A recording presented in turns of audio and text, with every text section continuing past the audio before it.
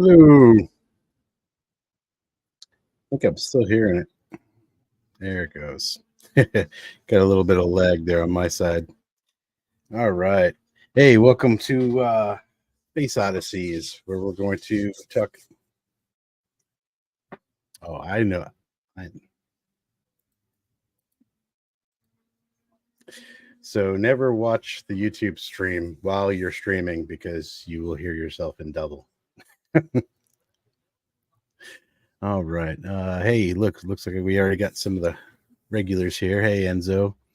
I don't know which one was abducted. It's there. I don't know which one of you it is for that one time I'm abducted. All right. But either way, welcome to the very first episode of Space Oddities. I don't know why I want to keep saying Oddities. This is where we're going to talk about everything from outer space to inner space and whatever rabbit holes we go down. Most of the people that are on here are going to know me, Gary Voorhees, from the Nimitz Encounter and from UAPX. If you don't know what either one of those are, feel free to go down into the links and on the page, and I believe it links it right to the UAPX page. And from there, it's a nice little rabbit hole for you to follow. I do want to introduce Mr. Ben K. He is a engineer that works with me at UAPX and is also my co-host for Space Oddities. I'll go ahead and give it to him to tell you about himself. Great. Thank you. As Gary said, I'm Ben Kugielski, or Ben K. Don't bother with the last name. I am on the science team of UAPX. I've been helping reduce data and work on sensor systems for future expeditions, reducing data from the Catalina expedition, and then also designing systems and working on software for planned future expeditions. I'm a systems engineer by profession. I have about 2 decades in defense contracting, working from Sikorsky helicopters to turboshaft engine control systems, and then moving into the space sector, into the ISR realms, doing a lot of work, high side sensitive work, and doing laser warning systems for armored personnel carriers, helicopters, and other military vehicles, and then doing payload systems, optical systems, and all sorts of spacecraft systems. And that's my professional background. Personally, I'm a private pilot, which allows me to fly all over the place, find some dark skies, set up UAPX camera systems, and look for whatever might show up. And yeah, I don't know. Anything more, Gary, I should say? Well, I should make sure I'm unmiked, and I think this is a situation where less is more. Roger that. Nope, sounds good, brother. So we've had like all kinds of crazy, interesting conversations, which is why me and him have decided that we were going to go ahead and move forward with my 2.5-year plan of a podcast. It's taken me 2.5 years to finally pull the trigger on the podcast, but I'm happy I did. And so we're going to go ahead and start with an update with UAPX. I know a lot of people we don't do a whole lot of social media anymore. We don't really, we kind of basically just kind of work behind the scenes because we're basically just doing a whole lot of analytical stuff at this point. So it's not a lot of real interesting stuff, sifting through data. We've got a collaboration coming up here soon that is actually going to allow us to get through a good bulk of the FLIR data. And it's going to be a citizen science project that we're going to be reaching out to people. You might have seen a couple little hint messages throughout Twitter or X, asking about whether you would like to, look at the data or spend, or if you're willing to donate an hour to look at some data from UAPX. And that's a real deal. We're working on that right now, and it's we've need to narrow it down even farther than we've got it now. We got it down to like 25 gigs of data of like stuff that actually has relevant hits within the video, but we don't know what they are, so we need people to look at them. Let's see whether it's something interesting or whether it's just, a hypersonic seagull. Um, but it is. It's an interesting thing that Dr. Shridagis or Professor Shridagis is heading up that project, and him and a couple other people throughout UAPX. But other than that, we got our final draft of our paper submitted to be for publishment to be published. Hopefully by the end of this year, we'll have our very first fully published peer-reviewed paper. That's super exciting. It's something we've been working towards for the last 2 years. And I want to thank Matthew and Kevin and Cecilia for the hard work that they put on that to get that accomplished. So that's where we're at in that. And of course, Ben is actually one of the people that's actually helping us with a lot of the analysis of data and testing and trying to figure out exactly what's going on with some of these actual things that you saw in the movie from our first the Tear in the Sky. All the results that we did find that they were a little bit weird, or we couldn't really explain at the time. Ben actually flew across country with a UFO DAP from UAPX and did tests on different variations of it, light bouncing off it, bugs, water, all kinds of stuff, trying to replicate a lot of the things. And we've actually been able to replicate a lot of the things that we have. We've been able to explain away most of the things that we found during the movie. Unfortunately, no aliens. Hadn't found them yet. Sorry, guys. But we are establishing a standard for which to do this type of science for academic level science. So that's really the big importance of this first paper that we're putting out. Is it's a lot of the lessons learned, the standardization of how to go about getting the data that we have, and what we want to do in the future. All right, let's go ahead and check the chat here. It looks like everybody's happy.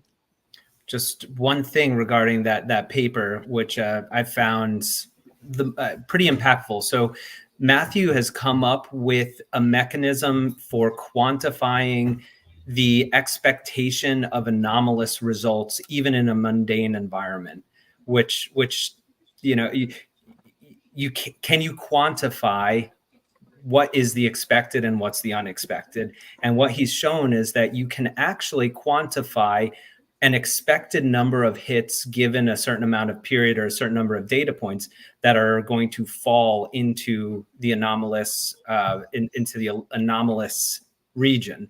So very high standard deviation, way in the tails of a normal distribution. You're gonna get ambiguities. But what Matthew has done is he's come up with a quantifiable method of classifying something as an ambiguity rather than an anomaly.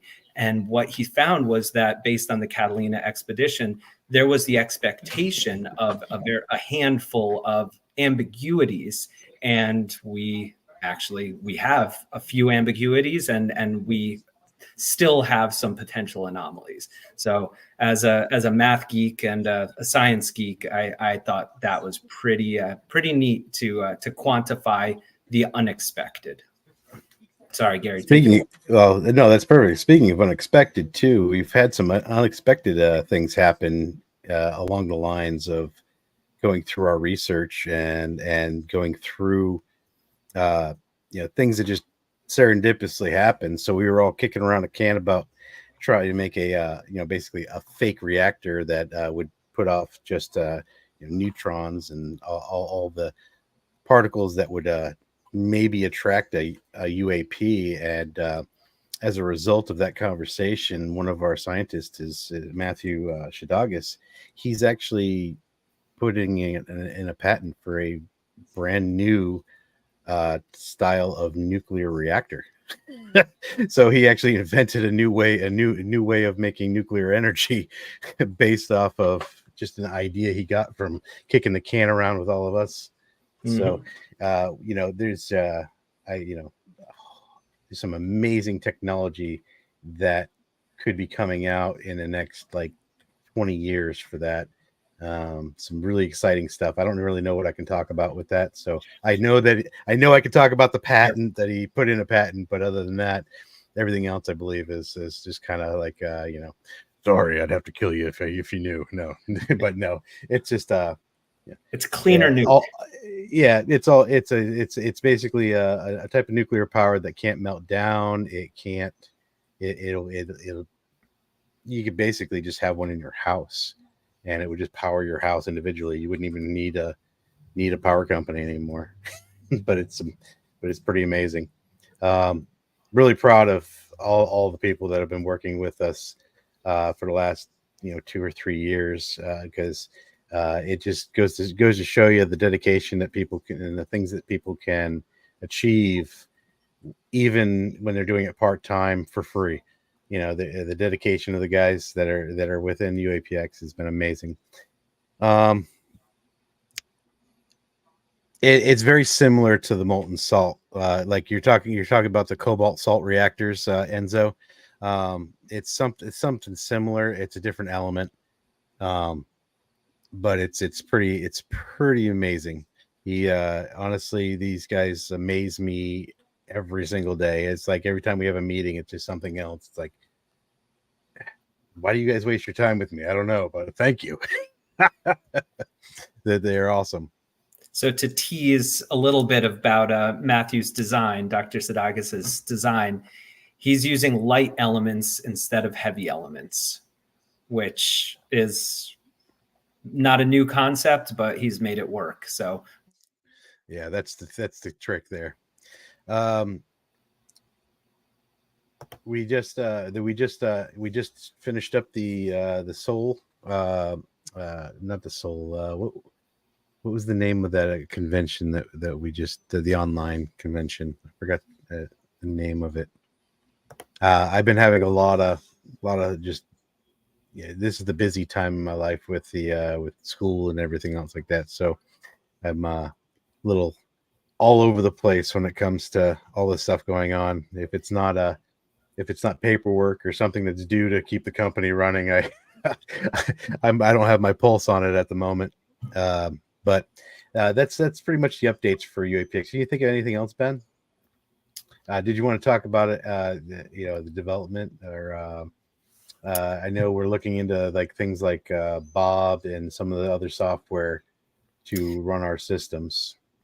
Yeah, I just briefly, if anyone has any experience with motion tracking and camera control software, we are working with, we're looking at the Sky 360 platform to develop some of our own software. So we could always use more developers who have experience doing image analysis, doing target acquisition and tracking, or any kind of the standard, ISR type operations on video or still images. We are always looking for folks to help in those areas. Yeah, we are looking for somebody to help with media management, volunteers, of course. By the way, just remind everybody, when everybody's wondering why it takes so long to get anything done in our company, it's because we are all not paid, and it's all everybody does it in their part-time. So that makes things 10 times as long as they should be. Hopefully in the future we'll be able to pay everybody, but people like Ben, the level at which Ben's at is a very expensive level, and of course PhD scientists aren't cheap. So I hope to someday be able to pay them all and just have them on full time. But as of right now, they're doing an awesome job, and we're all doing it for free. So, other than that, I think we can move off UAPX for now. But it's you want to move to the hot topic, or you want to talk about anything else beforehand? he's been crawling out of his skin to talk about it. Wait, which hot topic is that, Gary? That would be Lou Elizondo's new book. Yeah. I'm only on chapter 15. I was gonna try to push through. I had started listening to it right when it went live at midnight. It got through like 2 chapters and then fell asleep. And then I run around a lot during the day, so I can listen to it in my car and stuff like that. But I've only gotten to, actually, I'll look. I don't remember exactly what the chapter was I got to. Chapter 15. I'm at 19. I was hoping to get through it. Yeah, my hope was to get through it for this, and made it to chapter 19 and completely hooked. So it's definitely recommend it. I thought it was going to be all rehashed, everything we've heard from Lou, everything we've seen, and it's like, okay, great, you just put it in a book for people to buy. Nope, there's a lot in this book. It's the best UFO book that I've read in terms of presenting potential conclusions that are informed by very credentialed folks. So it is coming from a member of the U.S. government, so it has to be taken with a grain of salt, of course. But so far, it's pretty mind blowing. At least that's me. I take a little bit more pragmatic view on it. It's a great yarn. It's a great story. I'm always skeptical of anything I haven't personally experienced. So the UAPs, absolutely, I'm on board with everything he says about the UAPs. I've seen them. I've seen what they can do.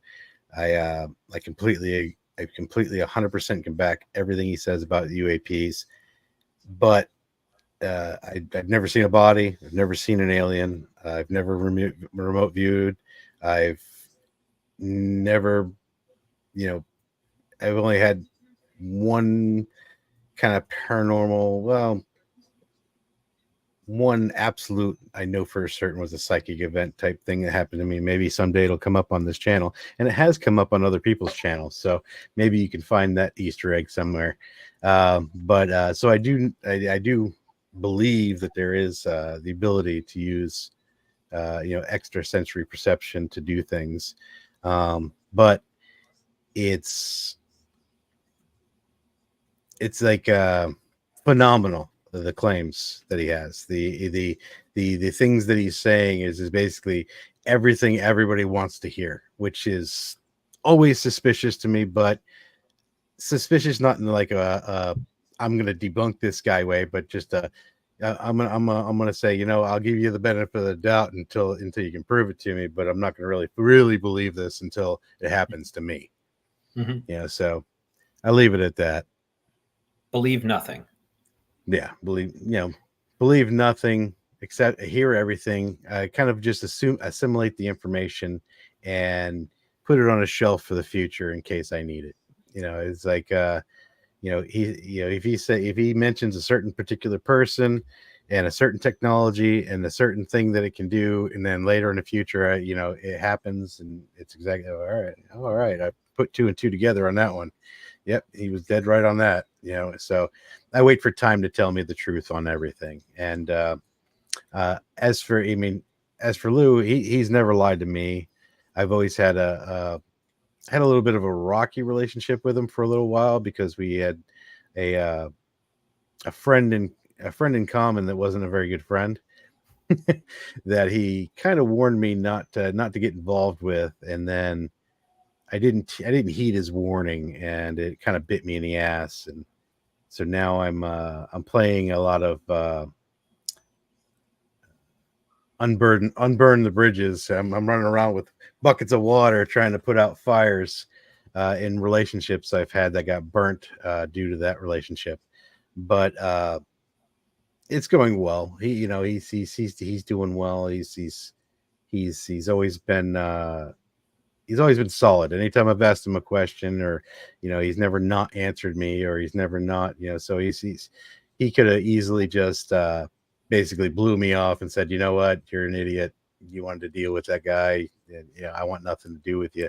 But he didn't do that. He was an upstanding guy, and he was always there to answer me back when I had a question, regardless of what was going on. So I'll give him high marks for at least reliability and the ability to be just be a decent dude.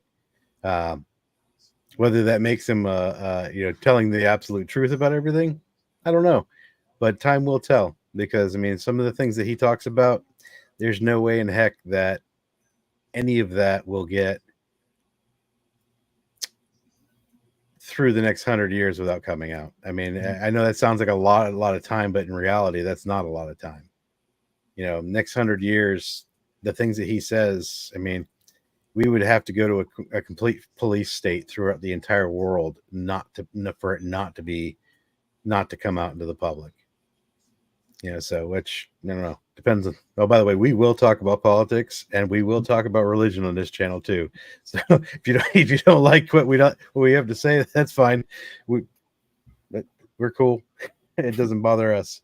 But yeah, so yeah, and we needed some conservative action going on for a while just to kind of balance us out. We need our liberals and our conservatives, and we need to start using common sense rather than safe places. Yes, indeed. So speaking of long-term stories, so there's the Wilson Davis memo, which my reading so far, and I've stayed up way too late the last 2 nights trying to go through Lou's book. My reading so far is that he's basically stating the Wilson Davis memo is fact. That's my read of the book. I'd love to hear it. If folks in the comments think that's a misread, it might be a misread. But so far, I find that as kind of a pretty massive confirmation, considering that the Wilson Davis memo was denied by Admiral Wilson. Dr. Eric Davis has not spoken. I don't believe he has spoken one way or another on it. But the fact that Lou is putting it in his book, and in my read, he's putting it down as a statement of fact, that I find just pretty massive. And if folks don't know what the Wilson Davis memo is, just Google it. It'll come up. You'll be able to read it word for word. And it basically blows open the UAP story as there being a legacy UAP study, reverse engineering, being controlled outside of the purview of citizen governance. I don't know, Gary, if you had any thoughts on that or read that any differently. I'm still on the fence about the memos, no matter what anybody says about it. It's too. I mean, they were found in a safe of an astronaut, so if that's true, I would say then there's some credibility to it, but I don't even know how true that story is, though. So, like everything in the UAP world. Yeah. Oh, and by the way, we are streaming live on X, Facebook, and the YouTube. So you can find us on all. I don't know how to link the X and the. Actually, I probably could do it right here. Actually, no, I don't think YouTube lets you link it, do they? Well, if someone's seeing this, they've already got the link. True enough. Live, that is. Yeah. But yeah, I want to eventually. I want to move away from YouTube to other platforms, but this is still the most popular and the easiest for everybody to get to. So this is a good starting point. build our audience throughout these 3 platforms should be fine. But we're doing this for fun. We're doing this for that, just throw our opinions out there and see who wants to listen. And if worst case scenario, we have a good conversation together. But we had somebody in the company a while ago that was really, really big in the Wilson memos, and they were big cheerleaders for it. And he was an attorney, but I don't know how much I believe about the Wilson memos. I guess I just don't really believe a whole lot in the UFO world, just because of how much bullshit there is. There's so many people just want to tell you exactly what's going on when they have no clue. And it's like, I don't know how many times I've heard a story. And I'm like, that dude just made that up. There's no way in hell, And then there's some stuff that, people that I trust are like, no, dude, that really happened. I was like standing 2 feet away from him, and I'm like, wow, I mean, it's hard, a lot of hard pills to swallow in the UFO world. So I don't really prescribe to make I'll tell you exactly what my opinion is on everything, but if I don't have much of an opinion on it, it just kind of sucks, because if I don't care about it, I didn't bother to read it. I didn't read the memo itself. I know the gist of it. The general basically got told that he didn't have authorization for a special access program that he should have had authorization for, and some private contractors told him to kick rocks. So that sounds what I would expect from a black program. Just because you're an admiral doesn't give you the need to know, even if you are in charge of special access programs, because black sites. I mean, look at Guantanamo. Nobody could have gotten on Guantanamo Bay before they listed it as a black site. I mean, prior to 9/11, I don't think anybody knew that we had a facility on Guantanamo Bay other than people in the military or people just generally in the know about things like that. It wasn't general knowledge. And they definitely weren't going to let some random admiral walk on to Guantanamo and see what they were doing.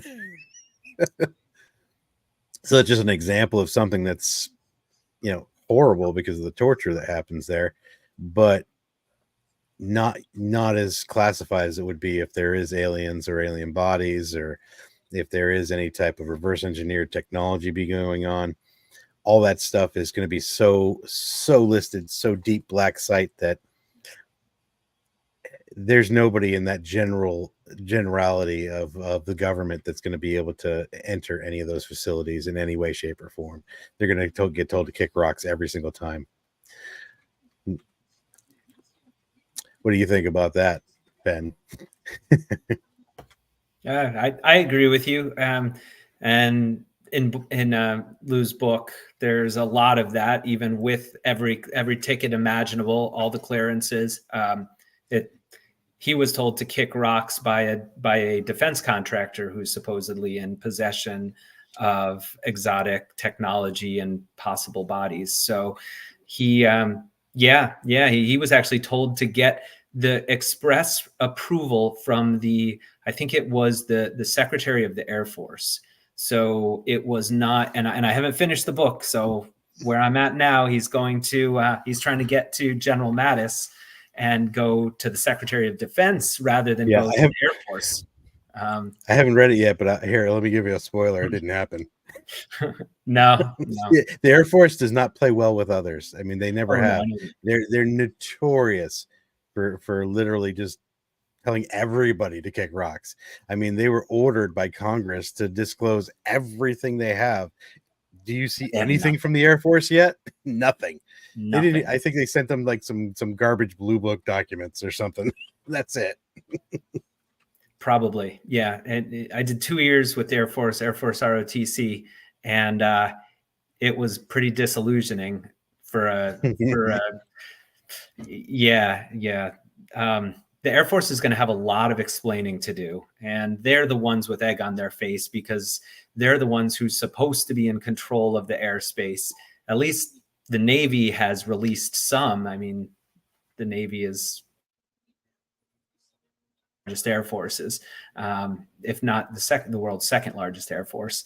But the Air Force has provided nothing. And then if it looks like, you know, all of this is coming to light and the Air Force has been restricting our knowledge of it just to prevent us from knowing that they really are not in control, the amount of hubris, that's pretty sad.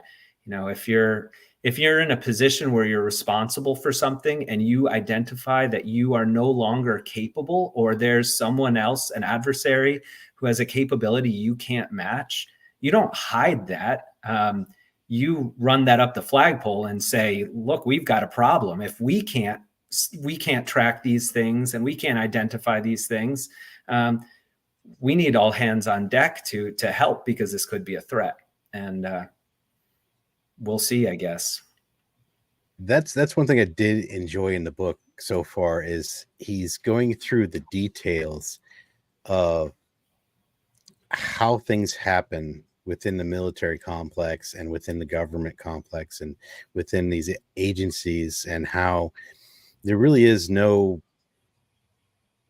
one person that does anything. There's no one organization that does any one thing. It seems like everybody's things has their fingers in the pot.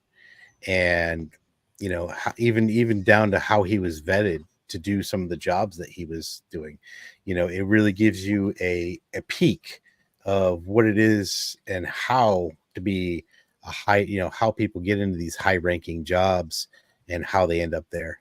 You know, so that's one aspect of this I really did enjoy, because that's like a sneak peek that a lot of people don't really think about. You know, it's like, okay, yeah, Lou was you know, did all this crazy stuff in the military, but how did he get there? How did he end up in those spots? What was the sequence of events that took him to become, you know, one of the leaders in ATIP? You know, these that's the interesting story for me, is, you know, the weaving of how everything came together, which has been an amazing tale so far. He's definitely, you know, if he wrote this by himself, he's very, very talented writer, because he definitely weaves a story very well. I think he did. I mean, after hearing him talk and now reading it, I'm reading it and I'm hearing his voice. It's consistent with his delivery. So I do think that he wrote this himself. But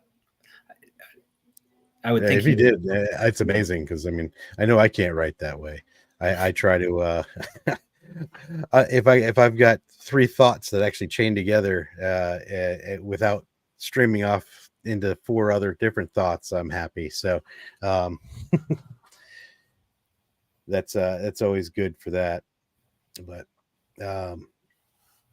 what else did you take away from the book besides I'm trying to, yeah, I've been sitting here. I got the audio book, and I'm running around with the kids and running around picking up, doing laundry, and doing all these mundane things, trying to listen to it in the background. And we'll just say I didn't absorb as much of the book as I really wanted to. What were other things that kind of stuck out? I know we were talking about something a little earlier.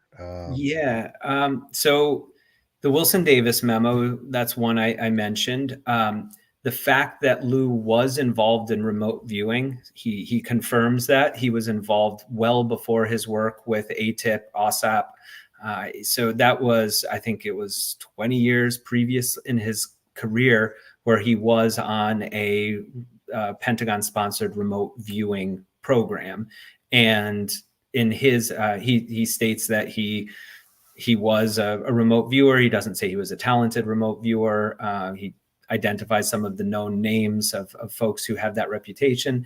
But he did say he used it to identify a situation where there was an IED and maybe saved lives doing it. So I've heard enough about remote viewing and done some of the tapes from the organization. You can go on and get them, the HemiSync tapes, and I had experiences enough that I believe there's a there. I don't really know much more than that, but there's something there. So I'd encourage anyone who's interested in that to dig up the HemiSync tapes and give them a try.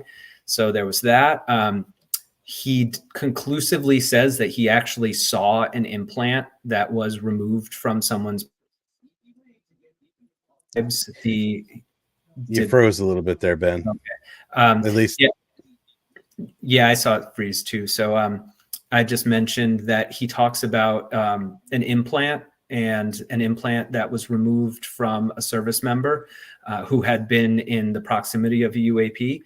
And he actually says he saw this implant and it looked like a microchip encased in like pearlescent like mucus.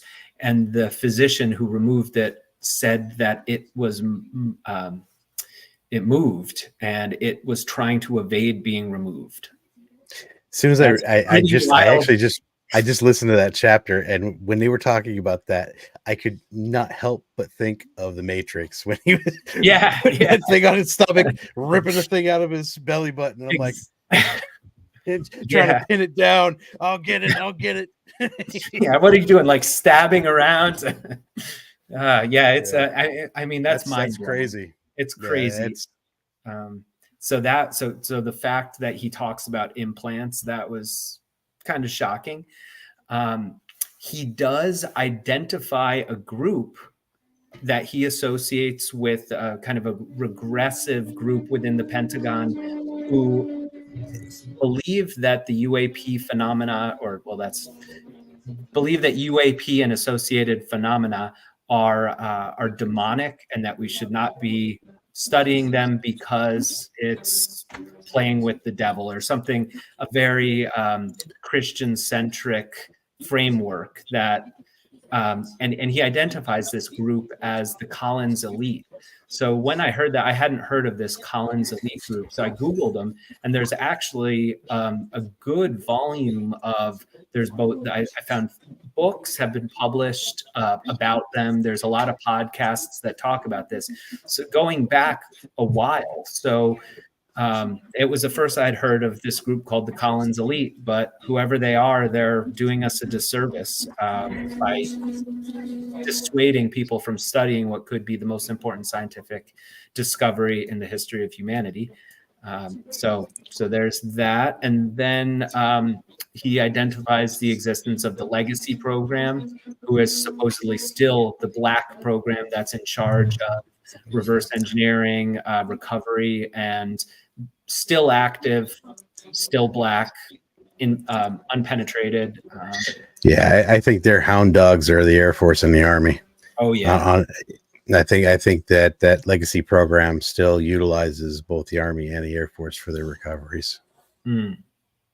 I have zero. That's just literally just an opinion and a shot in the dark. That's just my intuition.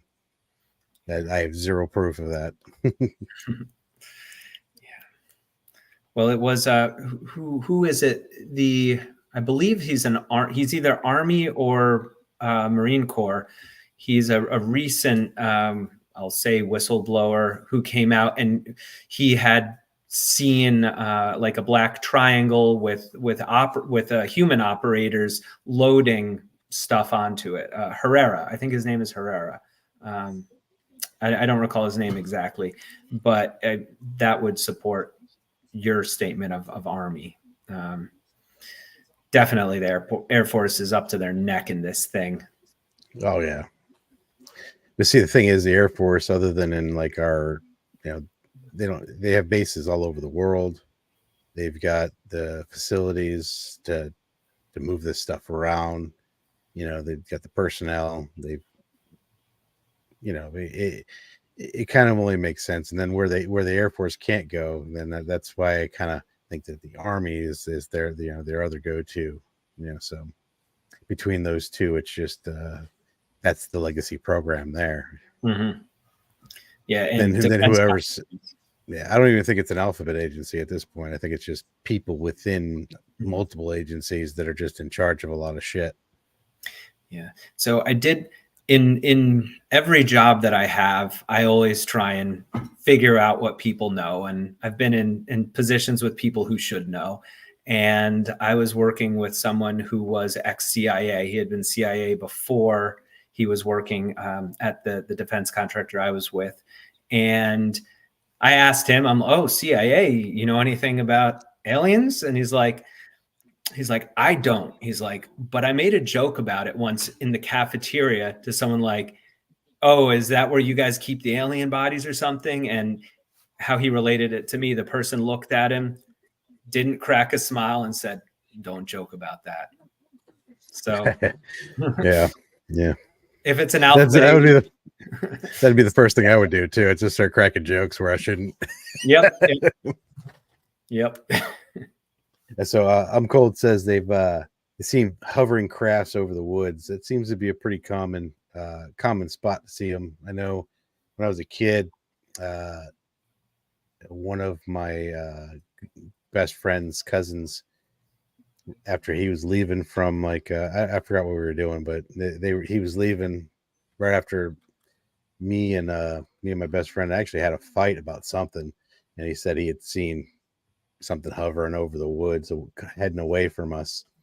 And I've never had an event myself, but this is all secondhand information that I get from people from my childhood that, you know, see me on TV or see the movie or see something on YouTube about me and then reach out and is like, hey, you know, I saw you on this, you know, did you know that when we were kids and we went and did that one thing that went on my, you know, there was a UFO.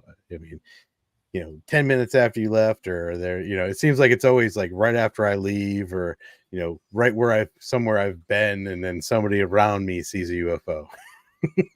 And then of course the Nimitz encounter happened in 2004, but you know, I got to see that like it's crazy on the horizon and then on radar and of course on the video. But then the only time I ever got to see one myself was on Skinwalker Ranch, and that's I got to literally just see it right there in the sky. It shocked me. Never thought. I honestly, I had zero expectations going to the ranch, one way or another, and being able to actually see the UFO on the ranch, that it blew my mind. Oh, speaking of black triangles, you know, Sprague, he saw a black triangle that was silent hovering over a lake where when he was a kid.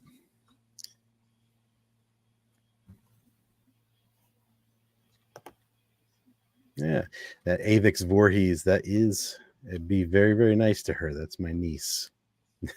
I'm glad everybody's being good in the chat today. But probably half the people that are watching right now are just family members. But either way, I appreciate everybody that's come out to see our first episode and to chat with us. And you know, feel free to hop in the chat, talk to us if you got questions. You want to just, you know, say your opinion on what we're talking about, please do. It always keeps the conversation going even more.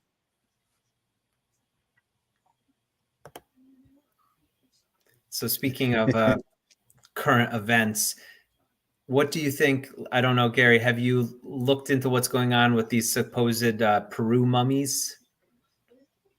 Oh, you mean those things that are wrapped up in like tissue or whatever? Yeah, I don't know. I'll wait till Gary Nolan or one of these guys, you know, does a full analysis on it and says yay or nay. Until it's completely looked over, and until somebody of credibility that's not the guy that, because unfortunately the guy that brought them out to the public is already known to have committed other frauds. So it kind of just kills that for me. Until I see somebody, a credible scientist, say that they're real mummies. I just don't care about those.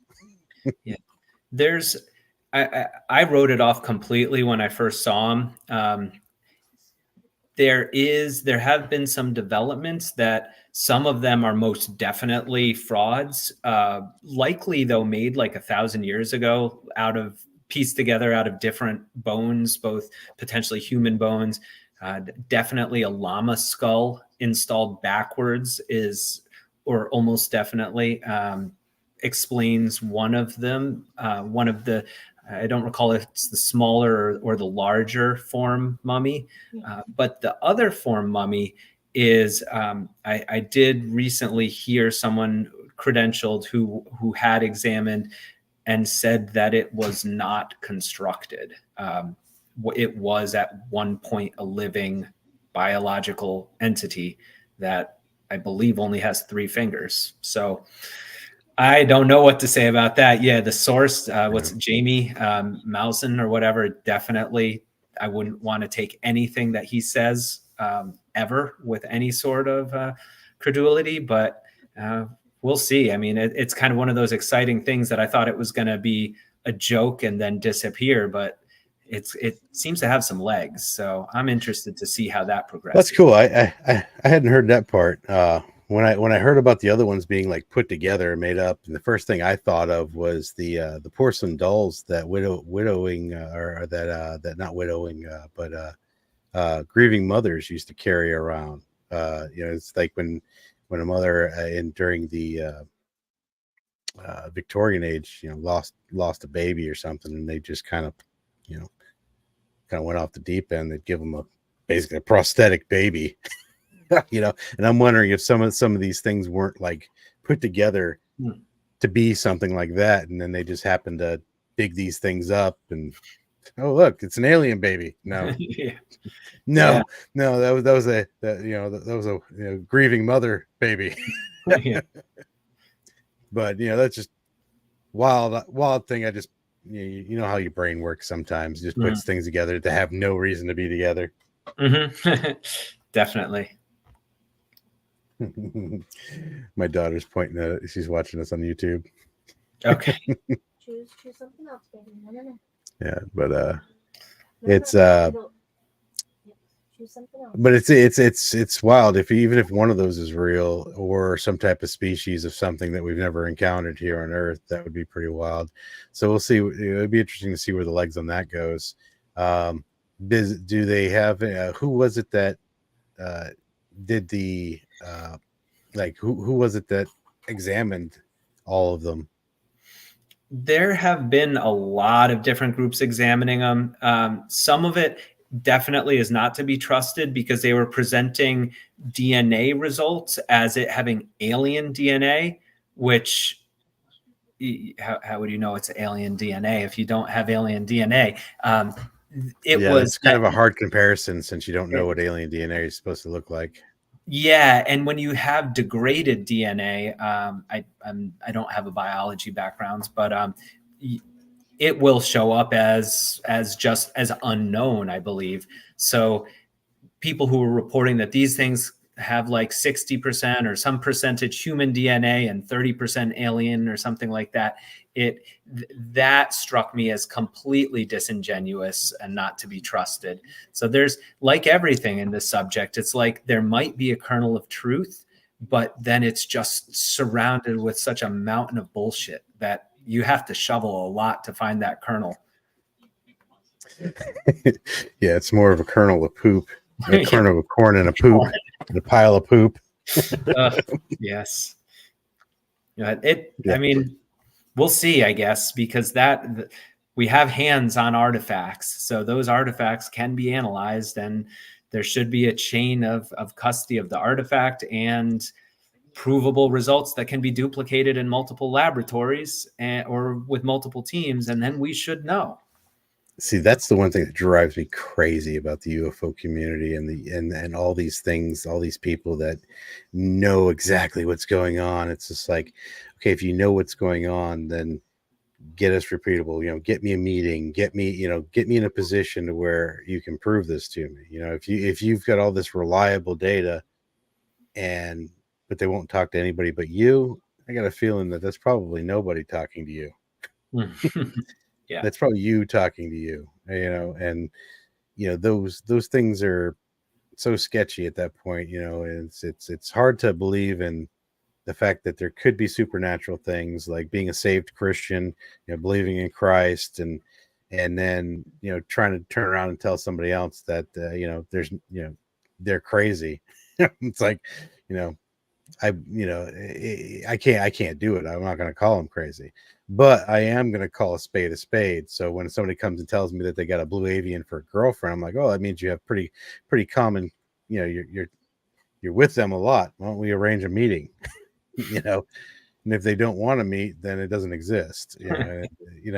That's like that's my girlfriend that lives on the other side of when you're a kid, like, oh yeah, my girlfriend, she lives in another state. You wouldn't know her. Same thing. That was my girlfriend too. Yeah. Stop lying. You ain't got no girlfriend. No, but it's people really got to start calling the bullshit out more. It's getting to the point now where people are spending thousands of dollars to get nothing. When they could be spending that same money on organizations like the SEU or the Galileo Project or UAPX that are doing, real research into this stuff. And the real research, everybody kind of is like, oh, well, what about the spiritual? And I go, there's plenty of people doing that, I promise you, because it doesn't take much money to do it. And everybody's meditating on that. we need a solid path to prove what we can actually prove physically first, and then we can move down the woo path. Yeah. So, and it's you broke up a little bit. Yeah. And it's not like this is right now. I mean, according to the military sources, this is happening like every day. That you have range fowlers, you have folks penetrating MOA, military operation areas, like restricted areas. I know if I fly my airplane into a restricted area, I'm going to get company really quick, really loud, and really close, bristling with weapons. So it's something as a pilot, you're very careful to stay out of restricted areas. And I've just heard military folks, they shut down these ranges almost every time because they have unidentified aircraft penetrating these ranges.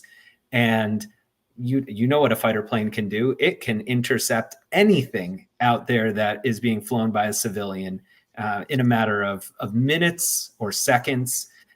So something except doesn't for right when they forget where they park the F-22 Raptor. They lost an F-22 Raptor for what was that, like 2 days or something like that? Oh, that person, he ejected. So and but had no idea where it went.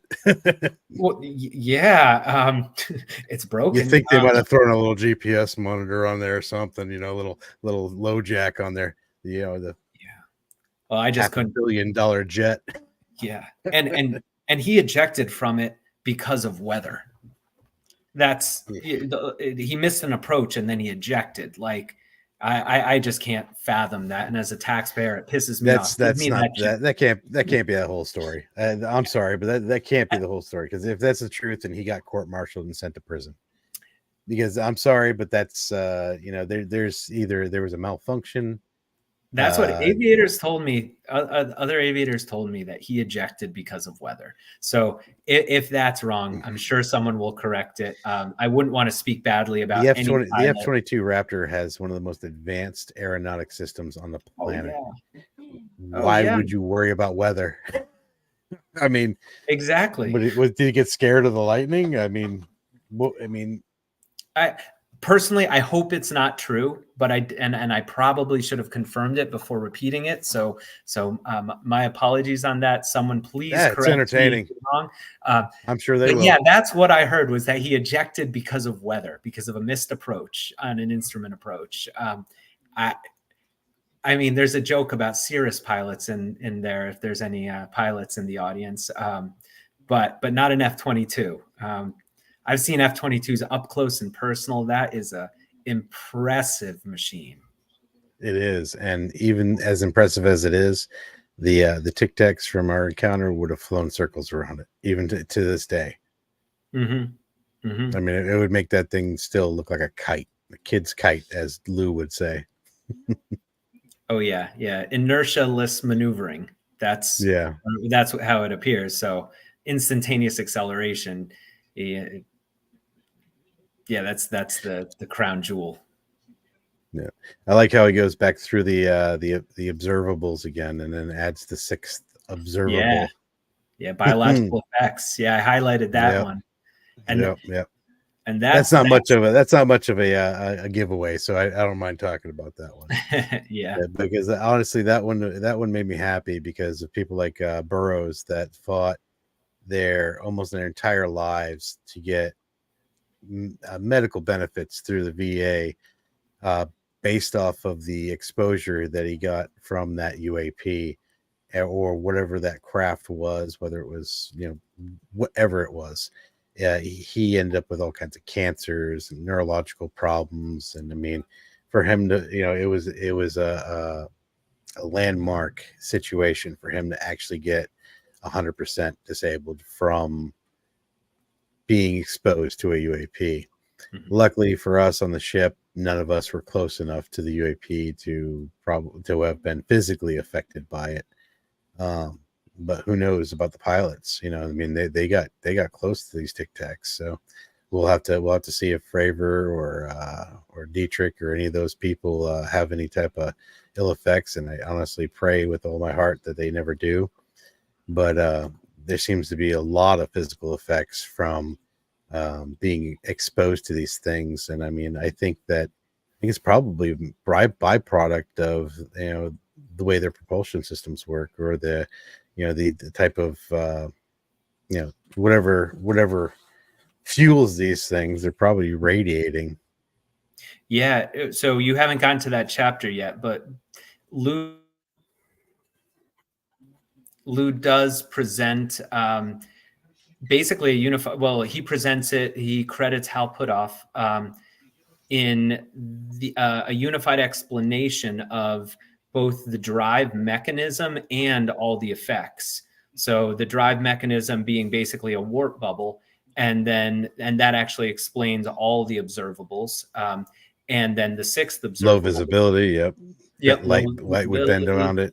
Yep. It will distort light, and that light distortion actually can inform the potential for biological effects, because if you're within a warp bubble and you're emitting, let's just say, normal ultraviolet light, the reference frame of the warp bubble is outside of the reference frame of where the observer is. So inside the warp bubble, if the craft is making is moving, then it could actually blue shift whatever emissions from that craft. So if the craft's emitting ultraviolet or even visible light, that could get blue shifted into X-rays, and then other emissions could get shifted even farther. So you could be getting X-rays, you could be getting gamma rays from these things, and that would explain. I mean, which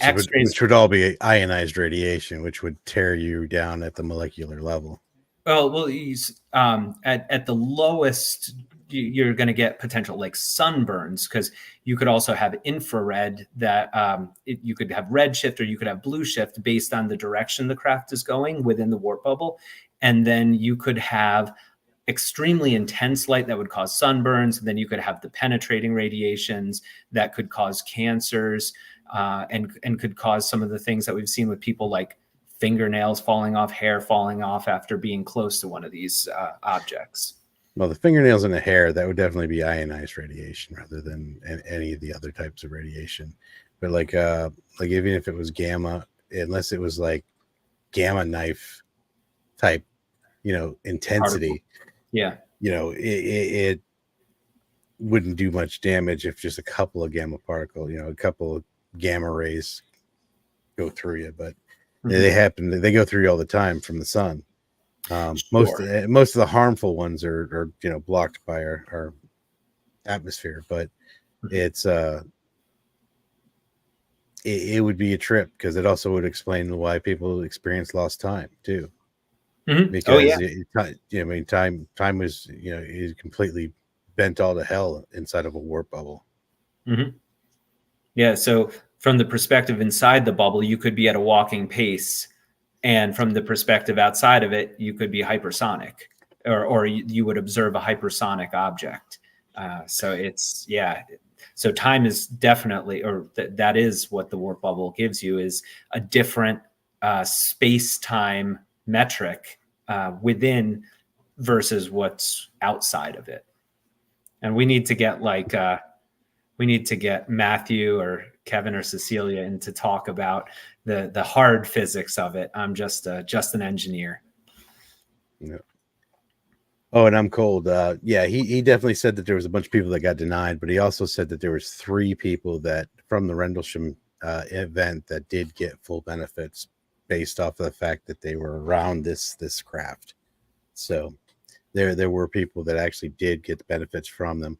But I don't think this is something that you could be like, I don't think I could go to the VA and being like, hey, yeah, so I tracked a UFO and now I have PTSD from it and now I want 100%. I don't think something like that's going to work. They'd be like, yeah, kick rocks, kid. Go, they're not going to do that. So, I mean, that's just, because believe me, I probably would have tried if I thought that was actually going to work. But no, that's not a thing. But where Burroughs and his fellow soldiers, they got really messed up. They were radiation poisoning. They got the burns. They got cancers. They got all kinds of neurological problems and things like that. So these guys basically went to heck. Hey, what's up, Brian? I appreciate you showing up, man. Looks like Brian's watching us on X, which is awesome. I'm gonna like that feature. But yeah, Enzo definitely said it with his statement. Yeah, lots of wackadoos and grifters in this world, and if anybody wonders whether I'm living the high life, I'm not. We make just about nothing. We're negative money every year. We make so little money with UAPX that I literally just send the IRS a postcard every year saying, "Yeah, we're still here." I have a very nice UAPX water bottle. That's good payment. Yeah, he's going all schwagged out tonight. Mm-hmm. I'm not representing, but this is definitely where we're going to end up doing all of our updates. And we'll have the guys on. We'll have Matthew and Kevin, and I don't know if Cecilia will ever come on unless there's a really good reason for her to come on. But I think everybody will be on at some point or another. It's been pretty awesome, and I'm going to use this channel to go ahead as an outlet for news and information about UAPX also. And I think unless there's something else you really want to talk about, I think we probably should wrap it up here soon. We're at about an hour. I think that'd be pretty good for our first episode here. Yeah, there's so much going on. We could talk for hours, but we could keep it to the schedule for today.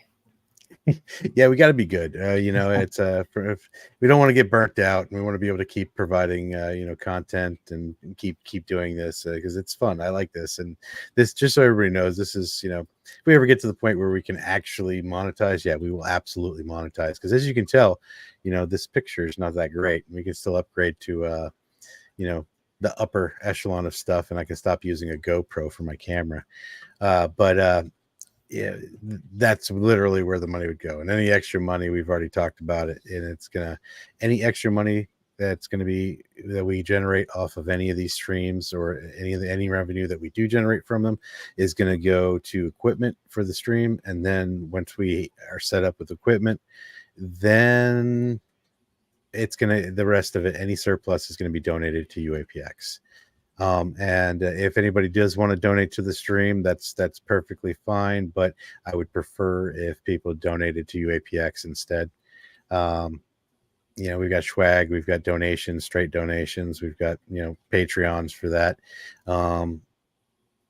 Like I said, we're doing this for fun, so we don't need to get paid. I'll sit here with a grainy picture for the next 10 years if it can help fund UAPX. So I appreciate everybody that came out. We're going to try to do a 2-week schedule every 2 weeks because we're both busy people. And so we will see you guys in 2 weeks. I will get the next episode scheduled soon. And fare thee well, everybody. And we're going to bounce out of here. So you want to say anything to anybody? No, thank you for having me, Gary. Looking forward to doing this more. Nothing too controversial today, but we'll fix that. Don't worry, we'll fix that. We've got some episodes coming up that you'll see different sides of us. That's for sure. All right, take it easy, folks. Have a good night. God bless you all, and keep questioning everything.